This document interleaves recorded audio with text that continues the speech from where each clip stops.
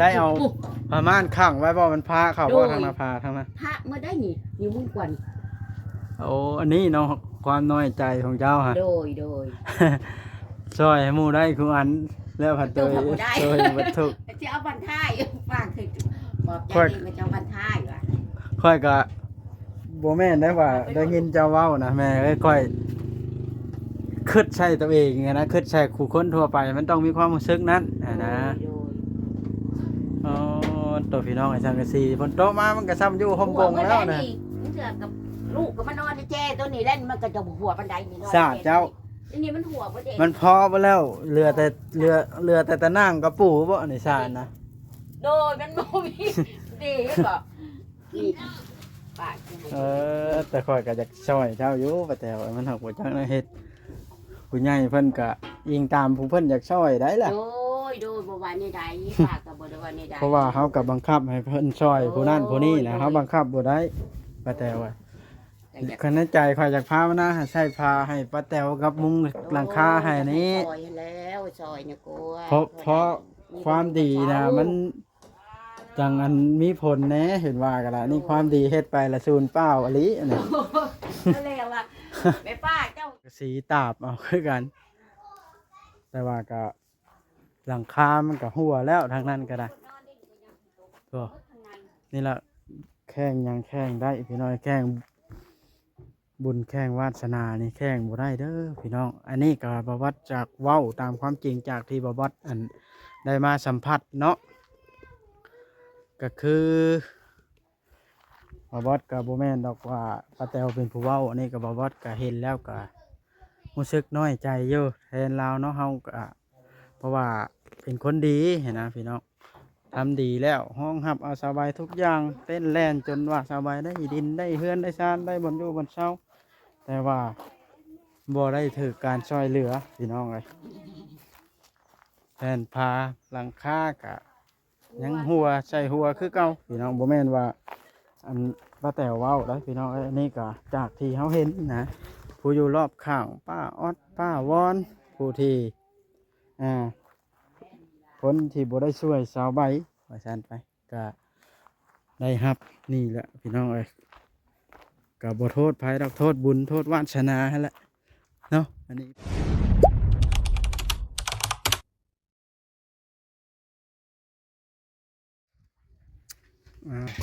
เดี๋ยว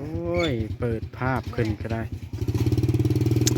เบิ่งสร้างเฮ็ดเฮือนป้าวอนพี่น้องสบายเพิ่นกับโบอยู่เด้อมื้อนี้พี่น้องเนาะเพิ่นไปแล้วเพิ่นย่านไปปีนไปปัวบุญแห้งอะไรป้าวอนนี่พี่น้องเลยเพราะว่ามีผู้เฮ็ดเฮือนให้อยากน้อยอันนี้เฮือนป้าแต๋วนี่ก็เราก็พอมีเฮือนอยู่แล้วนะแต่ว่าแผ่นผ้ามันก็คือเห็นนี่แหละพี่น้องเราก็เอาสังกะสีตาบเอาคือกันแต่ว่าก็หลังคามันก็หัวแล้วทางนั้นก็ได้ตัวนี่แหละแข้งยังแข้งได้พี่น้อยแข้งบุญแข้งวาสนานี่แข้งบ่ได้เด้อพี่น้องอันนี้ก็บวัดจากเว้าตามความจริงจากที่บวัดอัน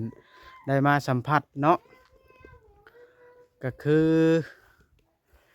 บวัดกับโบแมนดอกว่าป้าแตวเป็นผู้เว้าอันนี้กับบวัดก็เห็นแล้วก็รู้สึกน้อยใจเยอะแทนเราเนาะเฮาก็เพราะว่าเป็นคนดีเห็นนะพี่น้องทำดีแล้วห้องหับเอาสบายทุกอย่างเต้นแล่นจนว่าสบายได้ดินได้เฮือนได้ชานได้บนอยู่บนเช้าแต่ว่าบ่ได้ถือการช่วยเหลือพี่น้องเลยแทนพาหลังคากะยังหัวใส่หัวคือเก่าพี่น้องบ่แม่นว่าอันป้าแต๋วเว้าได้พี่น้องอันนี้ก็จากที่เขาเห็นนะผู้อยู่รอบข้างป้าออดป้าวอนผู้ที่คนที่บ่ได้ช่วยสาวใบว่าซั่นไปก็ได้รับนี่แหละพี่น้องเอ้ยก็บ่โทษภัยดอกโทษบุญโทษวาสนาหั่นแหละเนาะอันนี้ที่ท้ายลงไปนี่ก็อยากให้ฮู้ว่าคนเฮามันแข่งกันบ่ได้การแข่งบุญแข่งรถแข่งเรือมันแข่งได้การทำความดีนี่ก็ สิบ่ส่งผลดีต่อป้าแต๋วในบ่หั่นนะพี่น้องไปสัมภาษณ์ป้าแต๋วก่อนอย่างน้อยก็ได้เปลี่ยนหลังคาให้ป้าแต๋วก็ยังดีพี่น้องไอ้ถ้าผู้ใหญ่เบิ่งเห็นเลยสบายดีป้าแต๋ว ไปดี ว้าตัวเป็นอะไรชาวใบเพิ่นไปแต่วันนี้ ไปตะวันนี่ได้เลย อืม ไปกับอันเบาน้อย ไปกับบ่าวน้อย โดย เอามาอันเว้าความหลังเป็นตาอันนั่นน้อยใจน้ำละเจ้าอยู่ป้าแต๋วไว้ โดย ก็คือทางชาวใบเนาะ โดย ทุกสิ่งทุกอย่างตั้งแต่เมื่อปุ๊บเข้ามาหูจักบ่มีผู้หับห้องเอาเบัดทุกเขตทั้งพ่อทั้งแม่ ป้าลุง พ่อแม่ไอ้เทิดแล้วก็พ่อแม่ชาวใบ ป้าลุง พ่อ สบา ขอย อนุญาตนำป้าลุงผู้อยู่ใกล้ กินป้า ป้าเบัดมีป้าแตวผู้เดียวห้องหับเอาทำความดีย้อนว่าอยากช่วยเหลือเนาะบ่แม่นบ่ได้หวังผลหยังดอก โดยบ่หวังผลหยังอยากซอยเหลือให้นางสบายอย่างมีบนอยู่บนเช้าเป็นคนลูกผู้ดี ก็บ่ได้หั่งได้มี โดย แต่ว่าหั่งน้ำใจเนาะ โดย อ่าแต่ว่า บ่ไปวันนอกกับมึงจะให้บ่ ได้รับการช่วยเหลือบัดเพิ่นแย่งบัดป้าแตวยังบ่ได้รับการช่วยเหลือหยังบัด โดยอยากให้ซอยแล้วอยากเปลี่ยนหลังคากับอันนี้พาเฮือนนี่แล้วสังกะสีออกอยากให้ทางผู้ใหญ่ใจดีเพิ่นซอยแน่เพราะว่าจะปลู พากระจาดก็สิเอาบ่ป้าแตวสมมุติเปลี่ย พาน กระ ให้ จาดนี่มันก็มันสิ มันผลพาใช่ ค ได้ นพาใส่มันก็หัว อยากได้แป้นผ้ามัชล่านี่บ่ เป็นบ่ไม่เป็นธรรมดาก็ได้เพราะว่าเป็นสลาหรือว่าสังกะสีแบบเปลี่ยนทึ่งๆอะนะเพราะว่ามันคือแห้งกับพอคุณเพื่อนกับเผาแล้วแต่บ่มแบบหากับพ่อได้กินก็ยังขาดเคินๆอยากให้ซอยคะแนนว่าผู้ใหญ่ใจดีซอยได้ก็อยากให้ซอยอยู่แล้ว เบิ่งเห็นเนาะ โดย ว่าเพิ่นอันความดีนี่มันชื่อขายกันบ่ได้ดอก โดย แต่ว่าเฮาก็ทำไปด้วยใจเนาะ โดย เฮ็ดออกไปแล้วก็คือเห็นนั่นแหละสบายก็ไปกับไอ้เทิดก็ได้เพิ่นก็ไอ้เทิดนี่ล่ะยังบ่ได้ลืมบุญคุณเด้อนี่เนาะ โดยโบยังบ่ลืมได้ยังไปมากับแวบอกในนั้นเดี๋ยวนี้ไปห้องหมอก่อนกับแวบอกเอานางสบายไปห้องหมอเด้อเพราะว่าเอามาบอกแต่ยังบ่ลืมอยู่บุญคุณแต่เพิ่นก็เฮาบ่อยากได้หยังดอกนำเพิ่นขอแต่เพิ่นก็เป็นคนฮู้ผู้ดีกับนางสบายก็ดีใจ ถ้าเป็นข่อยนี่ข่อยน้อยใจแล้วก็แต่ไว้ น้อยแหละ อันนี้ก็บ่แม่นดอกว่าอันนั้นจะคอยเบิ่งจากเหตุการณ์การกระทำหั่นนะ โดย เพราะว่าผู้อยู่รอบข้างผู้อื่นก็ได้เบิดหั่น โดย นะ บัด ผู้ ป้า ที่ พัดเนาะเลยตลอดหากคนนั้นเขาก็เว้าได้เพิ่นก็เว้าคนข้างบ้านก็เว้าเว้านำเสาแหล่มื้อวานนี่ประสอนเว้าข้างเฮือนนางสบายค่ะบัดอันนางแต้วแลนห่อหอบนำพวกนี้บ่ได้หยังตอบแทนบุญคุณจักอย่างบัดคนอื่นเพอได้หมดทุกสิ่งทุกอย่างบัด ก็ถือว่าบาปป้าเวรป้าเนาะป้าก็ซอยไปความดีจังหวัดสาธุบางคนคือเห็นผู้หลักสิซอยตำลัง มันน่ะมีคำทราบว่าคนเฮาเฮ็ดดีได้ดีเนาะมาคิดใส่ข้อนี้แล้วมาคิดใส่กับผลที่ได้ทำนี่มัน โดย รู้สึกต่ำใจแล้วก็น้อยใจ ขน้อยใจอยู่ใด ซาข่อยดอกข่อยเบิ่งนะแล้ว จะ ล่ะ แม่น ก็อย่าบ่เป็นหยังเฮาก็ช่วยไปเฮาก็มีความสุขในช่วง โดย ช่วยหันเนาะแต่ว่า โดย วิทย์แล้ว มาเห็นหมู่ได้ดีมีสุขแล้ว สมมุติว่าเฮาก็ขาดเคินทุกอย่างหลายอะไรอย่างอยู่นับแต่ข้าวกินว่า โดย ง่ายๆ นะ นะ เก็บเข่า เฮามีน้ำใจช่วยก็บ่ได้เรียกร้องหยัง โดย แต่ว่าคนเฮามันก็รู้สึกน้อยใจแน่แม่นล่ะ สิหน่อยใจเด็บแลนให้ผู้นั้นมีผู้นี้มีประทังเองบัดเป็นคนถูกกันนะ บ่ได้หยังจักอย่างซาถูกจะว่าได้เขาได้ ใน นำ บุรุษเทวดาเพิ่นว่าพระพุทธเจ้าเพิ่นว่าทำดีมันต้องได้ดี โดยจักแล้ตอนหน้าไปเนอกมูได้มืดแล้วสิได้สุดท้ายก็สาธุ แล้วคือ แล้ว เห็น เตือได้ใหญ่กว่าหมู่ก็มีได้เนาะคนใจ บ่ทันกันได้ใหญ่เด้อคอยภาวนาให้เลยได้เปลี่ยนพาแฟนให้เจ้า กับสังกะสีนี่นะ กับสังกะสีมุ้ง มัน เพื่อน หัว เท่า เปีย นั้ ก นแล้ว มื มัน ด หัว บ่มีบ่นอน ประคองอนุญาตเป็นเบิ่งในเฮือนเจ้าได้บ่ โดยได้ได้ ไปเป็นเบิ่งไปข้อยก็อยากให้เจ้าได้อยู่ดอกแต่ว่าบางทีผู้ใหญ่เพิ่นเบิ่งบ่เห็นก็ค่อยจะท่าให้เบิ่งหั่นนะ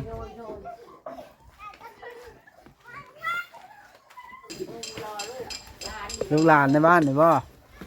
อ่า ขึ้นเพื่อนป้าแตวอนุญาตขึ้นเด้อป้าแตวเด้อ โดยขึ้นเบิ่งโลด เพื่อนเจ้าก็ใช้หลังเต้าหลังหยังปูไปเนาะนี่ อันนี้อันตะกี้เพิ่น ใช่ตัวนี้แป้นเด้ ได้ อ เพิ่นโลเลื่อยให้ไม่แป้น ก็ได้อยู่ มันเป็นไม่แป้นถือได้ลูก ผ้านี่คัดใช้ผ้าแป้นกับบ่ฮ้อนยามฮ้อนเนาะ โดย อันนี้มันเป็นผ้าสังกะสีเจ้าเอาสังกะสีเก่ามาตอก บ่มี วะ ได้ลูกบ่มีตะกี้แล้วก็เอาสังกะสีใส่ อ๋อเข้าสนิมขาดขีดแน่แล้วเนาะ โดยอันนี้ก็ซื้อกระเบื้องเขาก็2แสนกระเบื้องนี่ ซื้อกระเบื้องเก่าเขาปะ กระเบื้องเก่าเขากระเบื้องอันนี้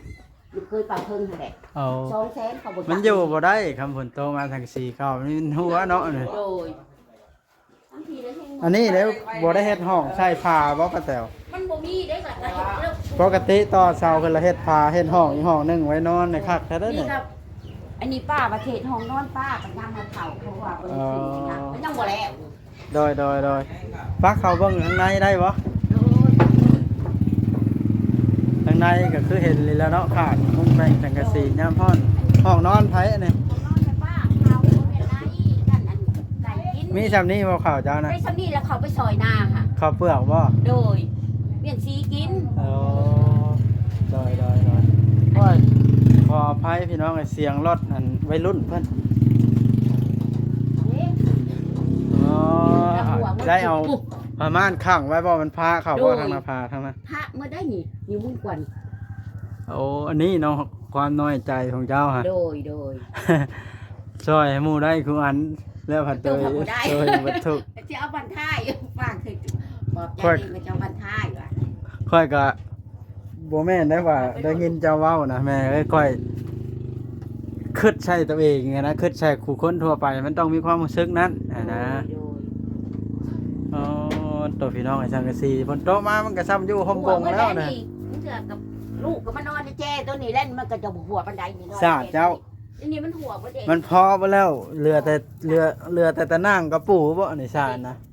โดยมันบ่มีเด็กก็นี่ปาก แต่ค่อยก็จะช่วยเจ้าอยู่แต่ว่ามันหักบ่จังนะเฮ็ดผู้ใหญ่เพิ่นก็ยิงตามผู้เพิ่นอยากช่วยได้ล่ะ โดยบ่ว่าในใดปากก็บ่ได้ว่าในใด เพราะว่าเฮาก็บังคับให้เพิ่นช่วยผู้นั้นผู้นี้นะเฮาบังคับบ่ได้ป้าแตวว่าคันในใจข่อยอยากพามานะให้ใส่พาให้ป้าแตวกับมุงหลังคาให้นี้ ซอยแล้วซอยเนี่ยกลัว เพราะความดีนะมันจังอันมีผลแหน่เห็นว่ากันละนี่ความดีเฮ็ดไปละซูนเป้าอลิอันนี้ ก็เลยว่าแม่ป้าเจ้าบ่ได้หยังน้องบ่ได้คือปะวอนน้องปะวอนบ่ได้เป็นเจ้าเคยแลนตลอดคือบ่ได้ว่ะโอ้ยป้าสิเอาสุดท้าย โดยเอาคันบนป้ามีฮักสิได้เด้อป้าแตวเด้อ โอ้ยโดย อืมหามุ้งไปเนาะ โดย คันเฮ็ดละเฮ็ดต่อเสาขึ้นเฮ็ดห้องนอนพร้อมอันนี้เนาะแล้วนอนเป็นห้องอีกลูก แม่ป้าก็ว่าจะเฮ็ดห้องนอนเพราะว่า ลูก หลาย ลูกคนหลายคนจักคนก็ปะ ลูก6คนเนาะ6คนอยู่ในเมืองกับผู้เดียว2 เพิ่นไปเฮ็ดหยังอยู่ในเมือง อันนั้นอยู่ในเหตุการณ์ปรมาณ โอ้ไปเฮ็ดอันโรงงานน้ำ โดย ไปเป็นพนักงาน โดยนี่ก็นี่นี่ก็บ่นอนได้นี่นี่ก็บ่นอนของลูกได้นี่เขาก็นอนนี่นี่ นอนกลางคืนเลยป่ะ นอนกลางคืนเลยได้นี่ มันหลายคน มัน เห็น หลาย แยก คน กันนอนเนาะ พอเพิ่นตกมันก็พระมาเปียกหมดไอ้นี่เกยเก่ง โอ้บ่เรือดอกคำฝนตกมันก็เปียกเบิดแล้วแถวนี้ คนเช่าตกแล้วก็ได้เสร็จเลยลูกเลยหาแพรขาดมาเทศมาทูเลยพอในเฮือนนี่ค่ะ จักสิว่านั่นแหละป้าแตวเอ้ยคอยก็ได้พยายามอันนี้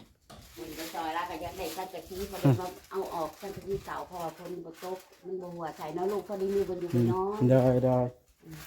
อันนั้นคือก็บ่มีเงินมีคำแล้วก็หาก็คือเขาคือน้ำ มาอาบน้ำให้มันบ่นี่คืองามแท้ โดยอาบน้ำ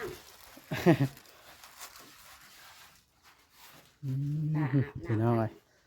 ภาค FC ผู้รักผู้ใหญ่พิจารณาหน่อยเด้อพี่น้องเด้อเนาะแล้วก็ยอมรับว่าเราเป็นคนดีอีหลีตั้งแต่ต้นจนจบพี่น้องเอ้ยแต่ว่าเราก็บ่เคยว่าให้ไผเลยได้จากสี่สัมผัสเนาะแต่ว่าเฮาคิดเองว่าคนเฮานี่ถ้าเป็นแบบนี้นี่ต้องน้อยใจว่าเขามาถามเราก็น้อยใจอีหลีพี่น้องเอ้ย ก็บ่ว่ากันพี่น้องเอ้ยแล้วแต่บุญแต่วาสนาเด้อเนาะ อันนี้กับป้าแต๋วเจ้าให้เข้าใจว่าแล้วแต่บุญแต่วาสนาบ่ให้เกิดพ้นเกิดพี่ได้ ชนะเลยโดยเอาเด็กเพิ่นสิซอยเพิ่นซอยได้ก็ซอยถ้าแนวว่าเพิ่นซอยเพิ่นบ่ซอยก็ยา โดย บุญคุณบาปบุญผ่านนี่แล้วก็บ่ได้ว่านี่ใด โดย แนวว่าเพิ่นซอยได้ก็จะให้ซอยแล้วซอยว่าได้มีบุญอยู่บ่นอนทางบ่มีก็บ่มีนั่นแหละซื้อขนมมากองกินหาเงิน ค่อยก็เบิดทีมงานมาถ่ายเหตุนี้ค่อยก็ยังบ่ได้เป็นสะพานบุญให้ไผได้ค่อยก็ได้ โด เป็นอยู่เล็กๆน้อยๆค่อยก็ได้ อิงตาม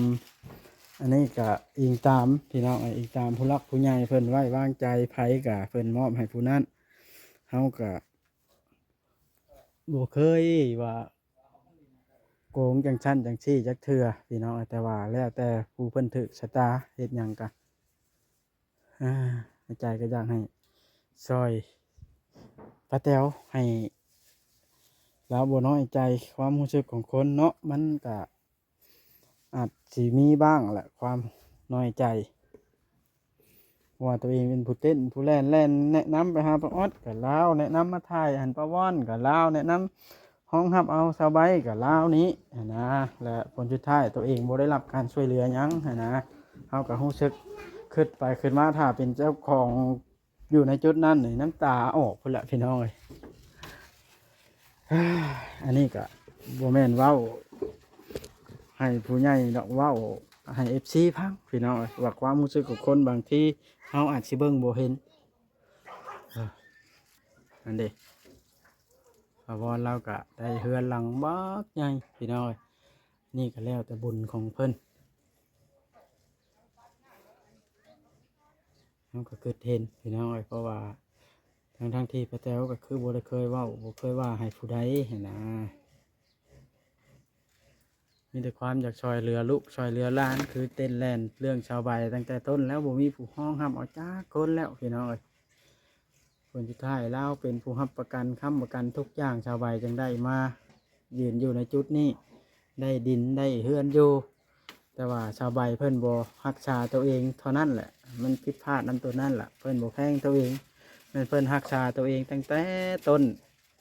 แต่เริ่มต้นมันก็ดีเช่ามาเลยล่ะนี่ไปยุ่งเกี่ยวกับยาเสพติดอยู่บ่ยาบ่เช่ามันก็เลยเลอะเทอะเลอะเลือนกลายเป็นเอาบ่อยู่พี่น้องเอ้ย เป็นบ่มีทางหักห้องกองประกันเนาะลูกเนาะ จักสิว่าไม่ได้ละบาทนะอันนี้ก็ได้ทางป้าแตวก็ได้ ได้ต้นนางสบาย ไปได้ป้าแตวกินข้าวกินน้ำกับหยังอันลูกหลายคนแต่ละมื้อนี่ ตำมะคุงมือวานมือซื้อนี่หาหน่อไม้มาแกงกับคนอยู่คงกินก็กินไปนั่นแหละคันนี้มีเขาวมีน้ำกินจุดสำคัญเลยเกลือมักเพชรปลาแดกเป็นนัวมาไว้ในเฮือนเขาก็ได้เขาได้นานน้ำเพื่อนนี่ก็ได้เขามากินก็มีแห้งไปหน่อยนึงค่ะเดี๋ยวเงินมาก็ซื้อเพชรปลาแดกเป็นนัวเอาเมียนจ้ะเขาก็หาที่ สิว่าไม่ได้ละอันนี้ก็ได้เนาะป้าแตว โดยกระเบื้องนี่คันนี้มันออกมาอยู่หลายปีแล้วคันนี้บ่ได้อันเขาขายให้200,000นี่ก็บ่ได้อยู่ เขา เด้ ขายกระเบื้องเก่านะบ่ โดยกระเบื้องเก่าเขาบ่จักแนวเฮ็ดแล้วเขาขายให้200,000นี่ว่าเขาอีต้นบ่ เอาไว้มุงครอบไก่เขาหยังเขาเนาะบ่ โดยแล้วเขาขายให้เป็นลูกเนาะเป็นสร้างแน่ก็มาเฮ็ดมามุงก็คืองามแน่ก็บ่ได้ ลูกเจ้ามาผูกกกอ้ายผูกกกบ่อันค่อยมาส่งมื้อนั้นนะ โดย ไปใช้เดี๋ยวนี้ มันจะไปเฮ็ดเวียกได้3มื้อเฮ็ดเวียกก็มันเก็บสันหลังเก็บมาขลังนี่ แล้วไปใช้ตอนนี้ แล้วก็มาให้เจ้ามาส่งไปเฮ็ดเฮือนไปเฮ็ดขอกแบะให้จานออด เอาไปมื้อนั้นแล้วค่อยว่าสิแว่เข้าบ้านค่อยอยู่หน้าชายโอ้ยไปสั่งแม่ว่ะ เพิ่นเห็นเจ้าน้องก็ไปหับแล้วก็บ่เจอกับน้องผัดไปทางพี่แล้ววันนี้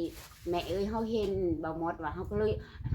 แล้วก็ให้เรามาส่งว่ะโอ้ยเจ้าบ่ได้เอาเงินให้เพิ่นก็บ่มีเงินว่าเงิน200,000นึงแม่เอ้ยว่าเจ้าคือบ่ให้แน่ว่ะ โดยบ่เป็นหยังข่อยก็เคยเข้ามานี่ประจำเนาะ โดย มาส่ง ไปเฮ็ด ใส่ เวียก ดำเล็กน้อย เฮ็ดเวียกน้ำยางแล้วมันย่อนักแล้วไปเจ็บอันนี้เพิ่นเคยเจ็บ ไป ภายห เฮ็ ลั ด ง ใน เด้ โรงยางนะบ่ เฮ็ดเวียกกันแบบย่อยางต้มยางหั่นเด้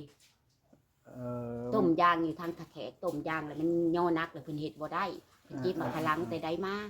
แล้วเก็บมาภายหลังก่อนนี่จะแม่ป้าและต้มหวานต้มยายกินจังเช้า โดย เฮ็ดบ่ได้ เอ้าฉันโอเคเด้อป้าแตวเด้อสู้ๆเด้อจังใดก็ได้ ถูก บ่ให้น้อยมกน้อยใจคันสมมุติว่าบุญเฮามีเฮาอาจสิ โด มี ยโด ผู้ ย เบิ่งเห็นดอก โดย คันบุญเฮาบ่มีก็ สุดแล้วแต่บุญแต่วาสนา บาปแต่บุญเฮาเนาะ เด้อเฮ้ยเนาะ มันก็สิมีผู้บ่ ที่คนถ่ายนี่แว่นหยังได้มาแต่ว่าข่อยอีต้นเจ้าได้ข่อยจังมาถ่ายนี่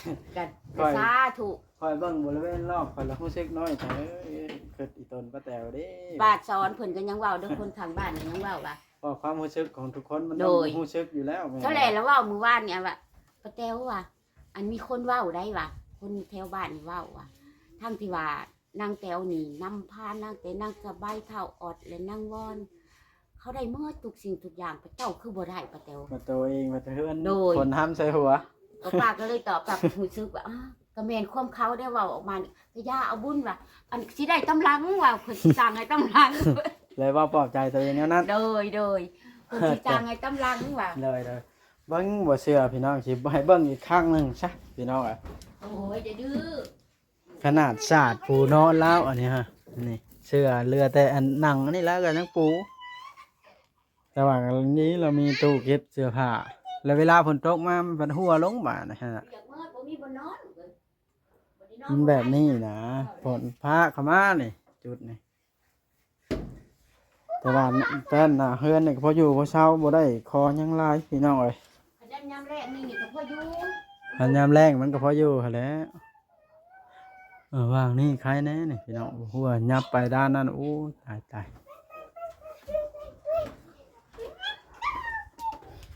กันได้เฮ็ดเลยเฮ็ดอันห้องตัวนี้พร้อมเลยนี่เนาะตอกเส้นใส่ผ้าใส่นั่นก็เป็นห้องแล้วเนาะ โดย แล้วก็มาตอกผ้าใส่ทางหน้านี่ ผ้าบ่มีหยังเลยอยู่ ก็เป็นห้องเลยพี่น้องได้หลายห้อง ลูกเราก็5-6 คนเลย โดย สมมุตินายใช่พลห้องชามเขาไปเอาลูกเอาเมียเนาะ โดย ชามแยกกันว่าง่ายๆซะโอ้ไผได้หอยอันนี้ หอยเพิ่นไปหามาที่นี่ได้ลูกนะลูกแพงจังหามา หลายๆหน่วยบ่สิชื่อเอาน้ำนี่ โอ้เท่านั้นเลยลูก เออเอาโอเคสู้ๆเด้อป้าแต๋วเด้อ โอ้ย ก็จะได้จบคลิปแล้วเอาสู้ โดย ๆอ้าวพี่น้องเอ้ยขอโทษขออภัยเด้อ FC ทุกท่านผู้รักผู้ใหญ่ที่เขามาเบิ่งมาชมเนาะคลิปนี้ก็ได้ถ้าเกิดว่าทางบ่บอสเองนี่เว้าผิดพลาดประการใดพี่น้องเอ้ยหรือว่าบ่ม่วนโน้นหูบ่บอสก็กราบขอโทษขออภัยนํพี่น้องเอ้ยเพราะว่าบ่บอสเว้าจากความรู้สึกของคนที่ต้องเจอต้องคิดอยู่แล้วนะก็เลยเว้าออกไปแบบนั้นเนาะถ้าเกิดว่ามันบ่คักหรือว่าบ่ม่วนละขอโทษนำหลายๆเด้อพี่น้องให้ทิ่มไปบ่ให้ถือสาเด้อพี่น้องอันนี้ก็เว้าให้คิดเด้อพี่น้องเนาะโอเคพี่น้องอยู่ดีมีแฮงเบิดสุขสุขคนที่เข้ามาเบิ่งมาชมหั่นแหละจังใดก็ขอให้ทุกท่านสุขกายสบายใจบ๊ายบายคลิปหน้าจังพบพ้อกันใหม่เด้อสบายดี